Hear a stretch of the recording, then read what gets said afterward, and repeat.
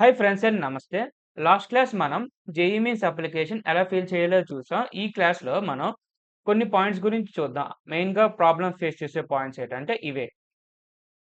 ఈ పాయింట్స్ ఏంటంటే స్టూడెంట్ పేరు అనేది యాస్ పర్ ద ఎస్ఎస్ 10థ్ క్లాస్ మార్క్ షీట్‌లో ఉన్నట్టుగా పెట్టాలా? లేకపోతే ఆధార్ కార్డ్‌లో ఉన్నట్టుగా ఇవ్వాలా? లేకపోతే ఓటర్ ఐడీలో ఉన్నట్టుగా ఇవ్వాలా? ఫస్ట్ స్టూడెంట్ నేమ్ అనేది యాస్ పర్ ద 10థ్ క్లాస్ మార్క్ షీట్‌లో ఉన్నట్టుగా ఇవ్వాలి. ఎందుకంటే ఈ 10థ్ క్లాస్ మార్క్ షీట్ యూజ్ చేసుకునే తర్వాత ఇంటర్ అయినా, యూజీ ఆర్ పీజీ లో సర్టిఫికేట్స్‌లో ఉన్న నేమ్ అయినా వస్తుంది. నెక్స్ట్ పాయింట్ ఏంటంటే క్యాస్ట్ సర్టిఫికేట్. క్యాస్ట్ సర్టిఫికేట్ మా దగ్గర లేదు. మా పేరెంట్స్‌ది ఇవ్వచ్చా? లేకపోతే మా మదర్‌ది ఇవ్వచ్చా? లేకపోతే మా బ్రదర్ ఆర్ సిస్టర్స్‌ది ఇవ్వచ్చా? లేదండి, క్యాస్ట్ సర్టిఫికేట్ అనేది ఓన్లీ మీదే ఇవ్వాలి. అది కూడా క్యాస్ట్ సర్టిఫికేట్ అప్‌లోడ్ చేయకూడదు. ఓన్లీ క్యాస్ట్ సర్టిఫికేట్ అనేది ఆ నంబరు, ఇష్యూ డేటు, అథారిటీ అడుగుతుంది. ఈ క్యాస్ట్ సర్టిఫికేట్ మీరు సపోజ్ మీ దగ్గర లేదు. మీరు జనరల్‌లో పెట్టేసారనుకోండి. ఎలాగా జనరల్‌లో మా caste certificate caste certificate number, issue date, authority అడగట్లేదు. జనరల్‌లో పెట్టేసి మేము సబ్మిట్ చేస్తామంటే, మీకు అక్కడ లైక్ వైల్ ఎగ్జామ్ రాసిన తర్వాత పాస్ అయిన తర్వాత మీకు కాలేజ్ సీట్ అలొకేషన్ అయినప్పుడు సమ్ కేటగరీ ఉంటుంది. ఆ కేటగరీ పర్సెంటేజ్ అనేది మీరు మిస్ అవుతారు. లైక్ ఓబీసీ అయితే సమ్ పర్సెంటేజ్ ఉంటుంది. సపోజ్ ఎస్సీ, ఎస్టీ వాళ్ళకైతే సమ్ పర్సెంటేజ్ ఉంటుంది. పీడబ్ల్యూడీ వాళ్ళకైతే సమ్ పర్సెంటేజ్ ఉంటుంది. ఆ పర్సెంటేజ్ వల్ల మీరు సీట్ అలొకేషన్ అనేది పోతుంది. ఆ పర్సెంటేజ్ వల్ల. అందుకోసమే మెయిన్‌గా జనరల్‌లో కాకుండా సపోజ్ మీరు ఆ కేటగరీ బిలాంగ్ అయితే మీరు కేటగరీ సర్టిఫికేట్ తెచ్చుకొని అది అప్‌లోడ్ చేయండి. క్యాస్ట్ సర్టిఫికేట్ మా దగ్గర లేదు, ఎలా తయారు చేసుకోవాలనుకుంటే ఏదైనా సెంటర్స్‌కెళ్ళి లైక్ మీ సేవ ఆర్ ఆహ్, అంటే మీ సేవా సెంటర్స్‌లో అయితే తయారు చేస్తారు. సపోజ్ లైక్ ఎంఆర్ఓ దగ్గరికెళ్ళినా వాళ్ళైనా ఇస్తారు. వాళ్ళైనా 1 ఆర్ 2 డేస్‌లో ఇస్తారు. ఒకవేళ మీ సేవ దగ్గరికెళ్తే వాళ్ళొక 6-7 డేస్ పడుతుంది. వాళ్ళ దగ్గరికెళ్లి తయారు చేసుకోవచ్చు.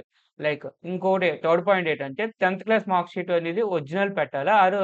ఆహ్, జిరాక్స్ ఉంది. దాన్ని పీడీఎఫ్‌గా స్కాన్ చేసి పీడీఎఫ్‌గా కన్వర్ట్ చేసుకొని పెట్టొచ్చా అంటే ప్రిఫరబుల్ టు ఒరిజినల్. అంటే ఫస్ట్ కాలేజ్‌కెళ్ళి అడగండి. నేను జేఈఈ ఎగ్జామ్ అప్లై చేస్తున్నాను. నాకు 10థ్ క్లాస్ మార్క్ షీట్ అనేది అడుగుతుంది. అక్కడ స్కాన్ చేసి పెట్టమని. 1 ఆర్ 2 డేస్ ఇస్తారు. మేము స్కాన్ చేసి ఇచ్చేస్తామని వాళ్ళకి అడగండి, కాలేజ్ వాళ్ళకి. అడిగితే వాళ్ళు ఒరిజినల్ ఇస్తారు. మీరు స్కాన్ చేసుకొని మీ సిస్టమ్‌లో పెట్టుకోండి. Next me latest photo with plain white background. Photo అనేది ప్లెయిన్‌గా ఉండాలి బ్యాక్‌గ్రౌండ్ అనేది. With white, like A colours ఉండకూడదు. లైక్ బ్లూ ఉండకూడదు, లైట్ బ్లూ ఉండకూడదు. Only plain white background.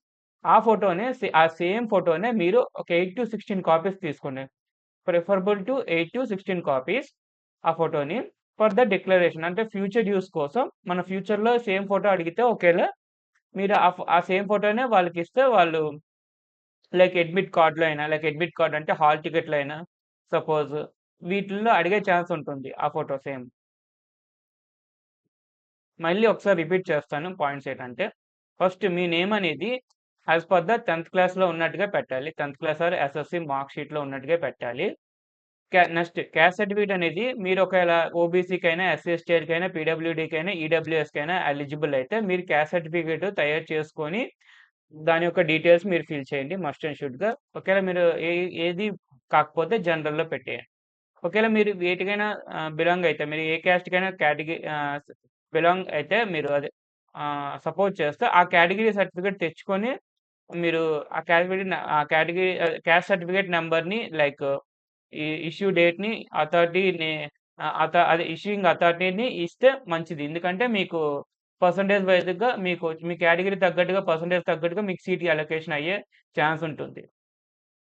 ఒకేళ మీ దగ్గర క్యాస్ట్ సర్టిఫికేట్ ఆల్రెడీ ఉంది. బట్ ఆ డేట్ అయిపోయింది. సంథింగ్ అది ఓన్లీ క్యాస్ట్ సర్టిఫికేట్ అనేది 1 ఇయరే ఉంటుంది. మీరు మీరు అది మీ సేవకైనా నేను చెప్పాను కదా! మీ సేవకెళ్ళి మీరు అది రెన్యువల్ చేసుకోవచ్చు. 1 ఆర్ 2 డేస్‌లో అయిపోతుంది రెన్యువల్ చేసుకుంటే.